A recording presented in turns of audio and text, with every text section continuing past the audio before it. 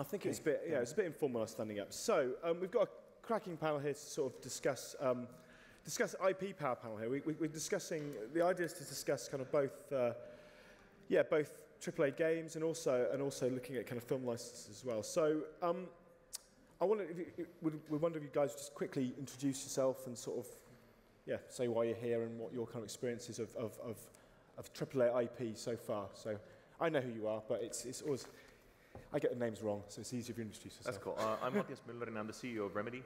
We're best known for our work in the AAA space with Max Payne, Alan Wake, and now Quantum Break for Microsoft. We have about 11 or 12 million AAA games shipped, over $500 million in revenues if you look at the franchises and their extensions into different media.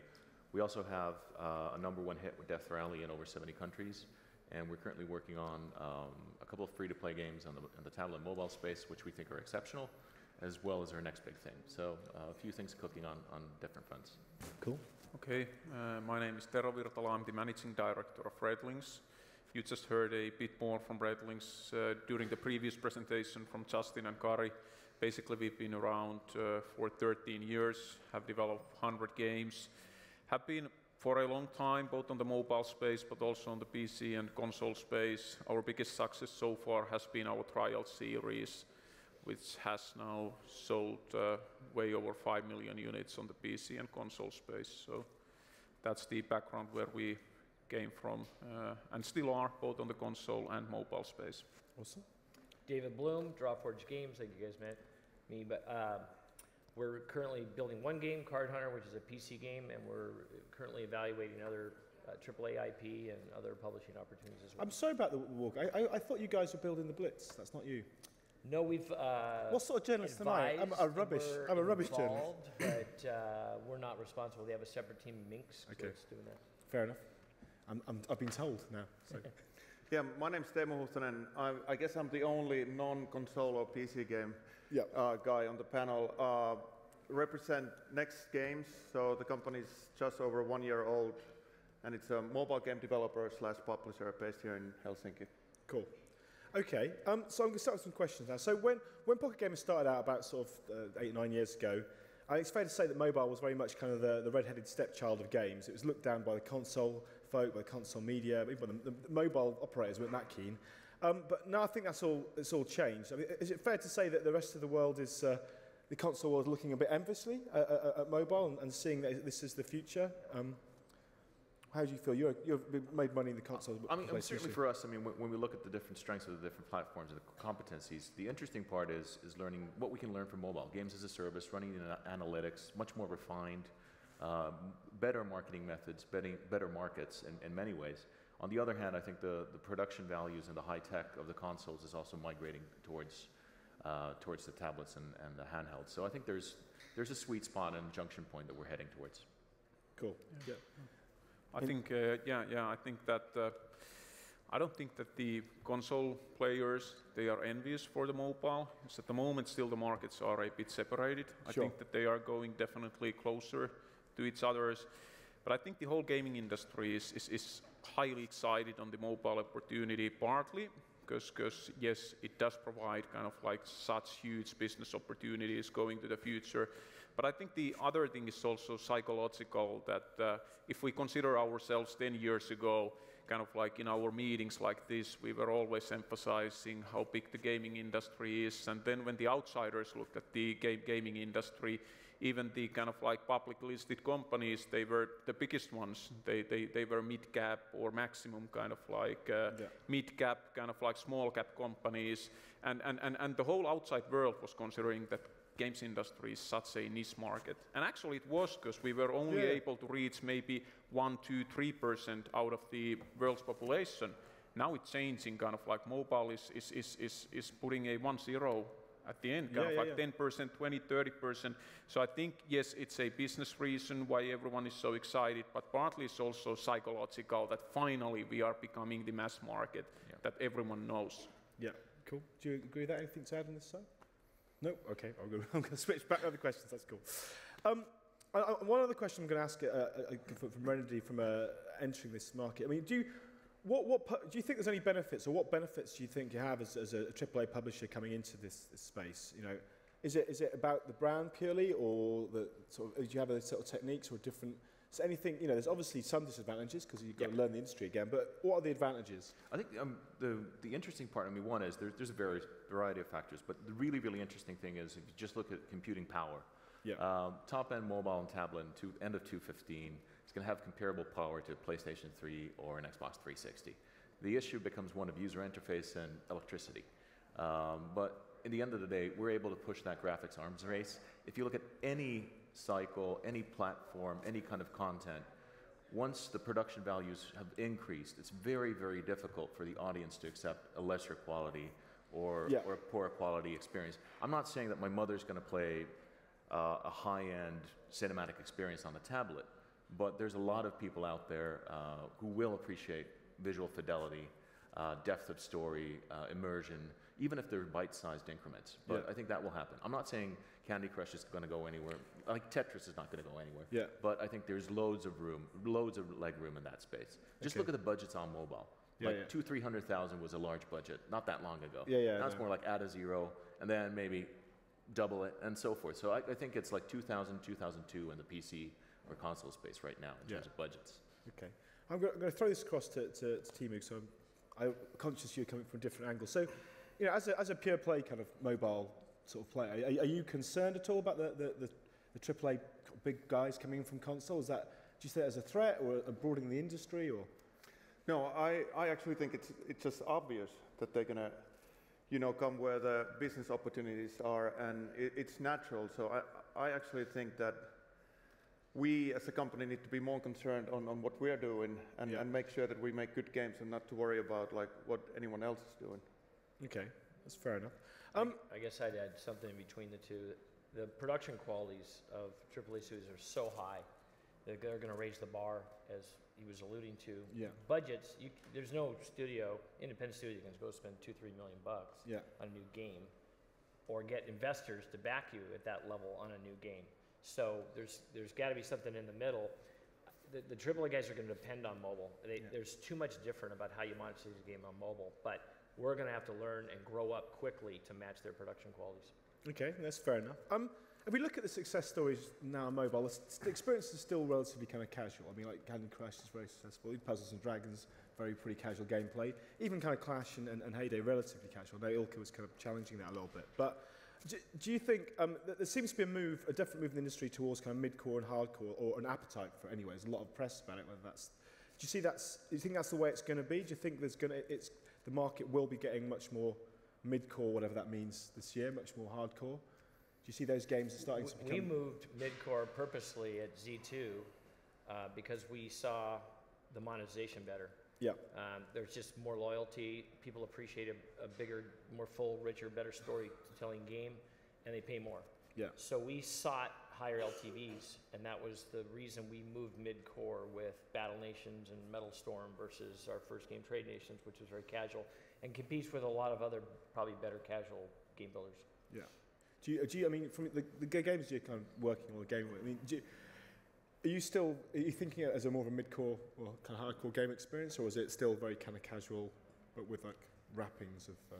Well, I think it depends on what kind of business model and strategy the company has. Sure. Or even, you know, per product. But really, like if you really want to make a good free-to-play game, obviously Candy Crush is an, you know, example that you can do a casual game that makes a lot of money, but you also have to understand how many, you know, the user base of Candy Crush is so huge. Yeah.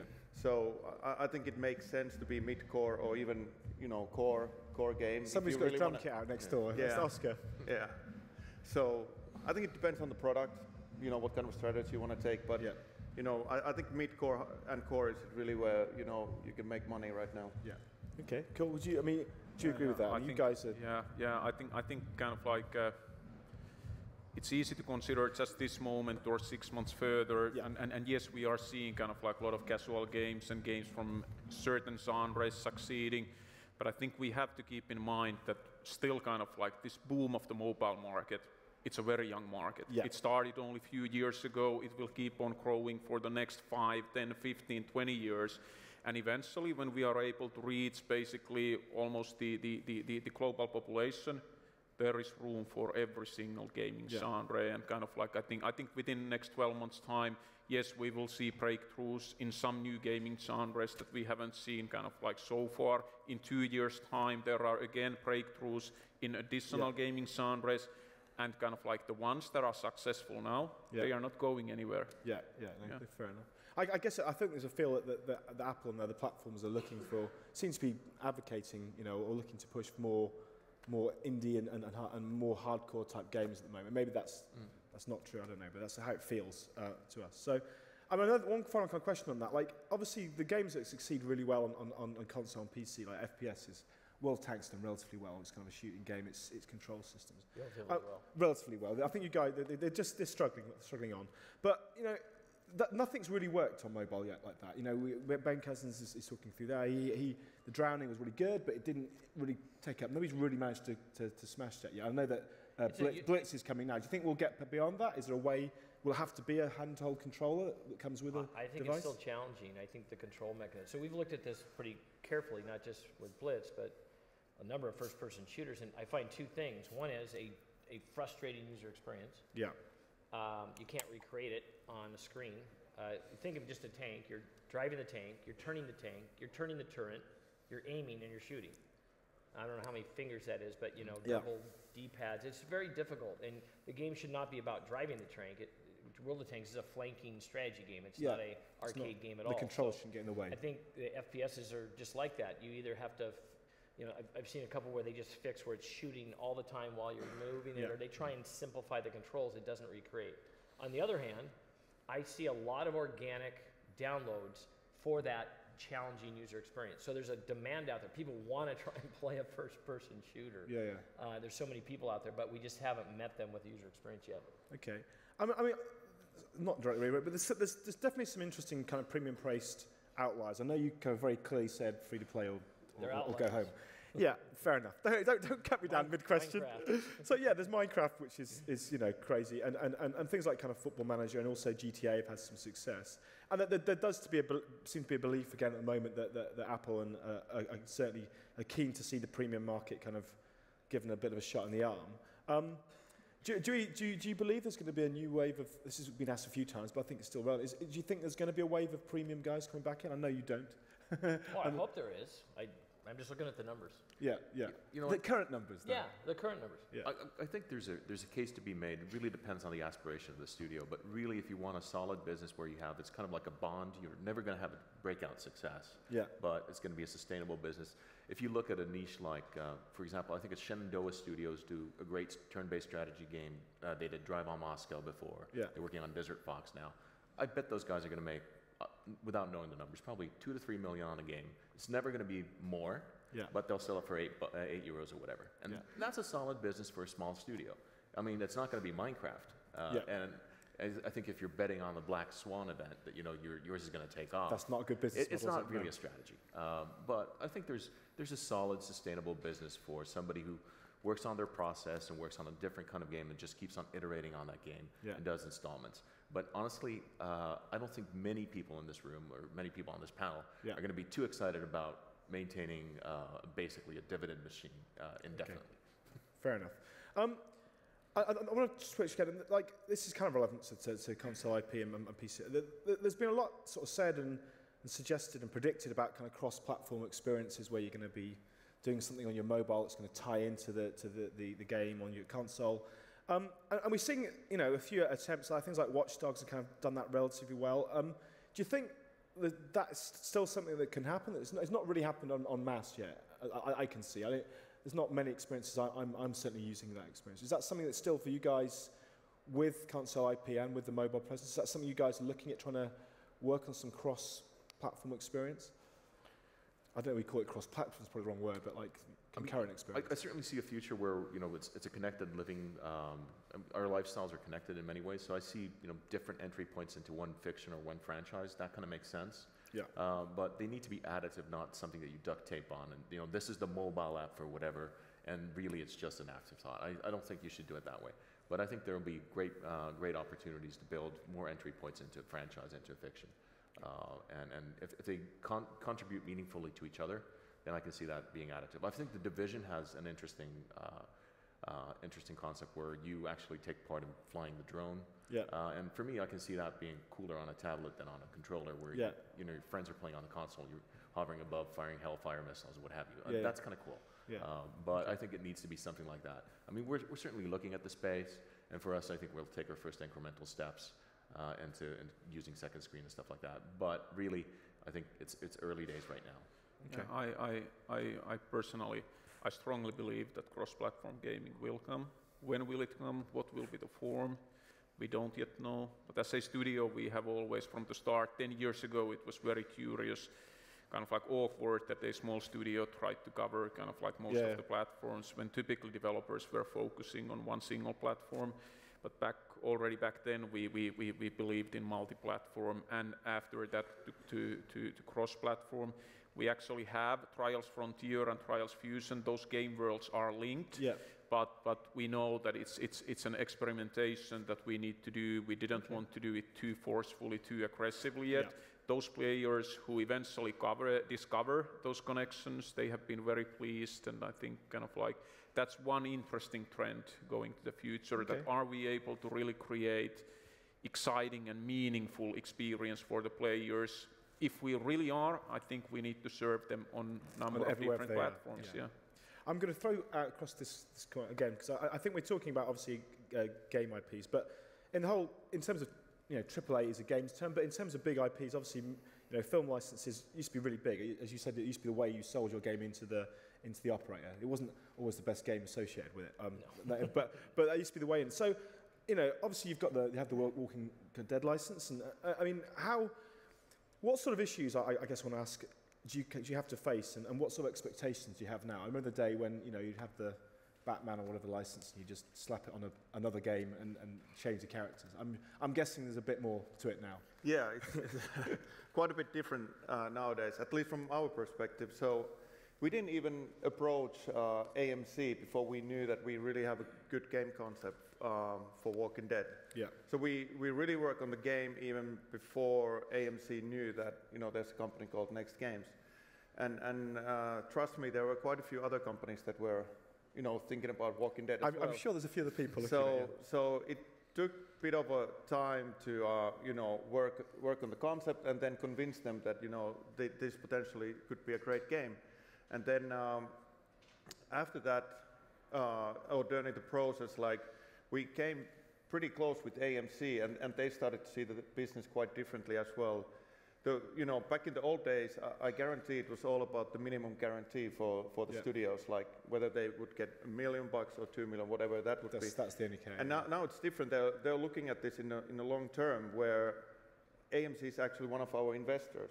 So they're enjoying, you know, if the game becomes like a huge hit, like, you know, they own. Of course, we have the business deal, but they're also owners in the company. So I think our approach is, you know, really a lot different than it used to be back in the day. Fair enough. Okay. I was going to say, Teemu hit on a key difference I learned a long time ago. There's two sides to a movie studio. One that basically is in charge of getting licensing fees for the movie. The other side is in charge of making the movie successful and getting more butts in the seats, as they say. Yeah. And he's successfully gotten to the other side where they pay you to do the game. Yeah. In a partnership, that's the way you want to do it. That's a good deal. Versus you pay them a % of royalties forever. And then they've got nothing tied in. Yeah, actually, they don't pay us. Like, Next Games is the publisher of the game. Yeah. So, you know, we're in the driver's seat, but, you know, they did invest in the company. Yeah. So I guess in that sense, one way or another. Okay. I'm going to open up for, we've got other questions, but I'm going to open up. Is there any questions in the audience there? Anybody got a question? I can't really see it. It's very difficult, very bright in my eyes. It's just that, okay, fair enough. I've got a couple more questions. One quick question I want to ask is about sort of Asian markets, which is like East meets West as part of our agenda this afternoon, certainly. Obviously, consoles, you know, in certain markets, consoles don't really exist in the same way. Like China, famous, hasn't, you know, you could get versions of consoles, but it's not a big market there. Or you know, PC's bigger in Korea, but maybe certain other consoles aren't. Do you see mobile? But mobile's everywhere. Do you see mobile as a kind of avenue into new audiences as a kind of a console-led publisher? I guess it's more one for you guys. It definitely is. Yeah, absolutely. And on the other hand, when and if we see free-to-play proliferate through the consoles more, then all of a sudden they become a viable platform in new territories as well. And the reason why we don't have a lot of console sales in certain regions is that we sell one copy, and then everybody copies that copy. But that'll go away with free-to-play. So lots of copies, but not copies. Yeah, exactly. Okay. So final question we'll throw out to everybody is just, what if you've got a prediction for what's going to happen next 6 to 12 months around here? Do you think there's going to be an avalanche of kind of console companies and products kind of entering, and will we see a lot of people attempting more straight ports, or is it more likely things like Hearthstone spin-off products we're going to see, or something else? I think we're past the notion where you invent a new medium and you shovel everything from the old medium to the new one. I think most people have learned that doesn't work. Hearthstone may have reinforced that, so I think you'll see more mobile out kind of approaches by everybody, but I don't think there's anybody that's not trying to get into the market, understand it. And when I say the market, not just mobile, but you mentioned if China's not one of your primary focus points, you're not trying to build a global company right now. Okay. Do you have any predictions apart from a smash hit game from next year? I think that was a good answer. Like I'm sure every AAA console companies have been thinking about mobile for many years, and they're already on the platform. So Activision was the last, right? Yeah. Now that they're in. So Hearthstone, great example. Hopefully it's more like even original IP that they're going after on mobile platforms. Okay, cool. Yeah, I think there are going to be two things. One is that we are going to see more of everything. The market is so big, and you have more of everything. Such an easy access. But I think kind of like if we look at the really relevant trends from a game developers or game publishers point of view, I think definitely production values are growing, and most of those successful games, yes, as it was said, kind of like. They have been made that they are really relevant for their target audiences. They really take into account the kind of like key guidelines for mobile games, and they are made kind of like for that use event where mobile is being used. So I think we are seeing on the top crossing charts more and more games that are higher quality and really meaningful for the mobile. And last but by no means least, I think a lot of the smart kids in the room will start doing very, very kind of tight global niches where they'll drop off a lot of players early on, but the people who stay are really, really committed to it, and they'll retain those players for a long time. So we'll see tremendous value of those people who stay. Okay. I think that's just a lot of people can read Excel. I think that's a good strategy for many players in the space, which means we'll have very different kinds of products that are hardcore. Awesome. Okay, thank you much. We've got a round of applause for my panelists.